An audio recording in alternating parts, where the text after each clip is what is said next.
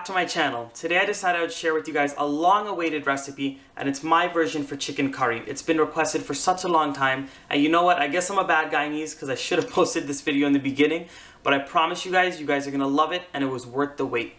So there's a few simple rules that I like to follow in making chicken curry. It has to be really nice and spicy, and that gravy has to be nice and thick and dark. So I wanted to mention that this is going to be a collaboration video with Navin over at Trini Indian Kitchen. He's going to share with you guys his version for curry chicken. And you know what? That argument still stands. Chicken curry or curry chicken. But you know what? It really doesn't matter because the taste is the same. I really hope you guys enjoy this video. Make sure you go ahead and check out Navin's channel. I'm going to have all of his info in the description box down below. So make sure you click his link. Go ahead and like all of his videos. Go ahead and comment down below. Tell him that Matthew sent you. And most importantly, don't forget to subscribe. So I hope you guys enjoy my version for chicken curry. Let's get into it. I have all of my ingredients laid out here. What I'm starting off with is one whole chicken that I've gone ahead and chopped up, and then I went ahead and I washed it very thoroughly. You can cut these pieces as big or as small as you'd like. I also have some sliced onions, some chopped scallions, some garlic, and some hot pepper, and I'm using about 3 of these wiri peppers. You can use whatever hot pepper you have on hand, or you could omit it if you do not like spicy food. I'm going to end up grinding these 2 ingredients together to make my curry paste, so I'll show you guys that step when we get to it. The main ingredient and the most important part of this dish is all of the spices that we use.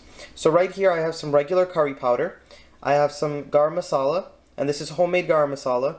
I also have some ground geera, and right here is something that's a little different. I have some duck and goat curry powder. If you go to any West Indian store, even some Indian stores nowadays, they will have this duck and goat curry powder, and it says it on the package.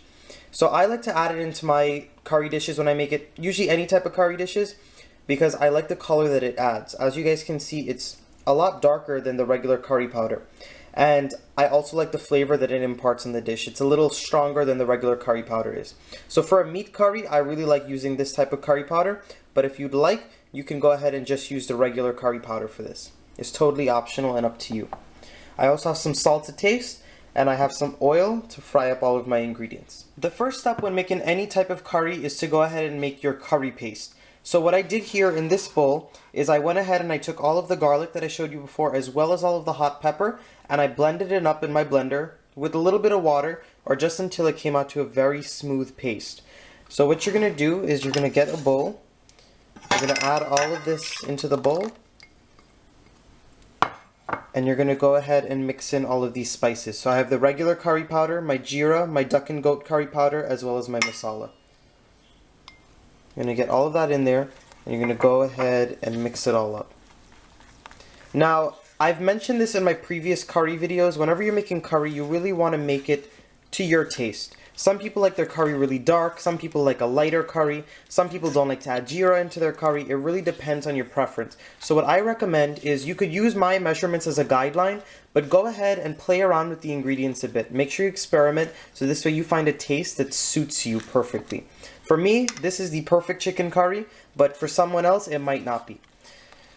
So I've got that all mixed, and we're going to go ahead and start cooking this mixture. Once you've made your beautiful curry mixture, it's time to go ahead and start cooking. So in my pot here, you want to make sure and use a heavy bottom pot, so I've pulled out my karahi to go ahead and use. And I went ahead and I put some oil at the bottom of the pan, and I've let it heat up on a medium-high heat. You want to make sure that the pan is really nice and sizzling hot, so this way the curry can cook properly. But you don't want to burn it at the same time, so that's why I recommend a medium-high heat. Once that oil has come up to temperature, you're going to go ahead and add in all of that curry. And you hear that beautiful sizzling sound? That's what we call chunking the curry. Chunking just refers to the sizzling sound that you'll hear while you're cooking. You just want to add all of that in. And immediately once you add it in, you're going to begin stirring it. Once you put all your curry in the pot and it's fried up for about 30 seconds, you want to go in with all of those onions as well as your green onions or your scallions. And you just want to let those fry up with your curry mixture. Now, as I've said in my curry videos before, my rule of thumb for when cooking curry is to let this mixture cook really well for about 5 minutes, so this way you get that raw curry taste out of the mixture. What I'm also going to do at this point is add in a bit of salt. And adding salt at this point not only starts to add flavor and build up the flavor of the dish, but it also helps to soften those onions. So what you're going to want to do is stir this up, and I'm going to lower my heat to a medium heat now.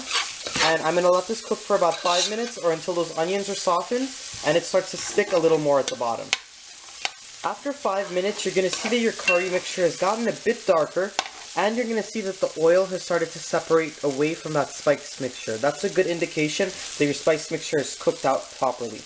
You're also going to notice that it started to catch or stick at the bottom a little bit, and you sort of want that because that's going to add color to your curry as well. If you have ever seen a very light curry, that's the reason why. The secret to making a really good curry is to actually let it catch a little bit at the bottom. Not burn it, but just let it catch a bit so it can get that nice brown color. So at this point, I'm happy with how my curry mixture looks, and I'm going to go ahead and put all of my meat in. Now, I'm going to let this meat fry in here until all of the natural juices from the chicken come out and then it dries back up. This is called bunjing the chicken in the spice mixture. So I'm going to let this cook on about a medium-high heat, and I'm going to cook it until all of the juices come out of the chicken and then they evaporate away. And I'll come back and show you guys what that looks like. My chicken has been bunjing or frying up in the spice mixture for about 15 minutes now, and you want to make sure to take this step very slowly. You want to do it on a nice medium heat and let the chicken release all of its juices properly and let all of those juices evaporate back. So once the bottom starts to catch again, that's a good indication that the chicken mixture is nice and dry, and it's time to go ahead and add in your water. Remember, at this point I didn't add any water in yet. I wanted all of those juices from the chicken to release first. This is just the way that I was taught how to make it, and this is basically the way that everybody makes it as well. So what I'm going to do now is I'm actually going to cover the chicken about halfway with some water.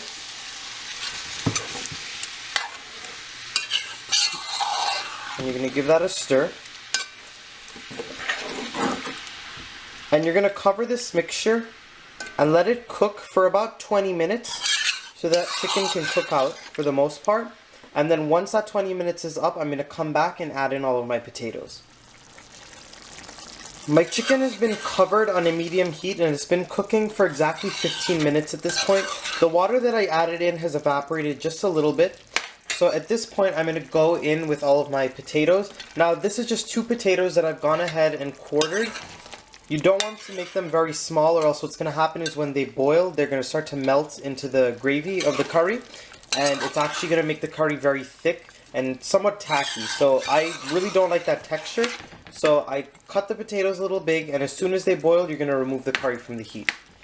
What I'm also going to do is add in some more water. This time I'm going to add in water to about cover the mixture, and you're going to just stir it in. And you're going to cover this mixture back and leave it on a medium heat and let it boil until those potatoes are nice and soft. My chicken curry has been cooking for an additional 20 minutes after I added those potatoes in. As you guys can see, the gravy has thickened up very nicely. If you wanted a bit more gravy, then you might want to leave a little water in the pot when you're cooking it. You don't want to let it dry out too much like I did. I like it this thickness because I'm going to serve it with dal and rice today. But if I was serving it alone, I would go ahead and add a little more water so it can have more gravy to it.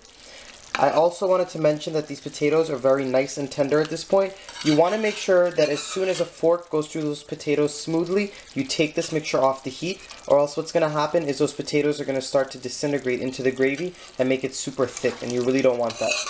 So I just cut off my heat and it's time to serve this chicken curry. Alright guys, that's another great recipe down. I really hope you enjoyed this collaboration as much as I did. Once again, don't forget to click the link to Navin's channel. I'm going to have all of his info in the description box down below. Go ahead and see how he makes his Trini Curry Chicken. I really hope you guys enjoyed this video once again. Go ahead and give it a thumbs up. Subscribe to my channel if you haven't done so yet. All you got to do is click that little red button down below with the bell on it, and you'll be able to see my videos as I post them.